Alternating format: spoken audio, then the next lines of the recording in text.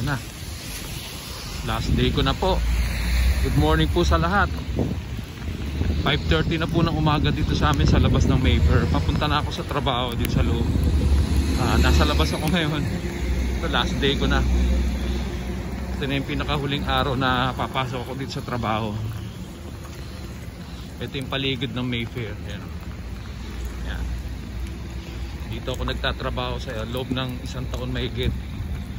1 year and 1 month. Pero ngayon iiwan ko na. Kasi nga nag-resign na ako 2 weeks ago. So last day ko na. Kaya ito.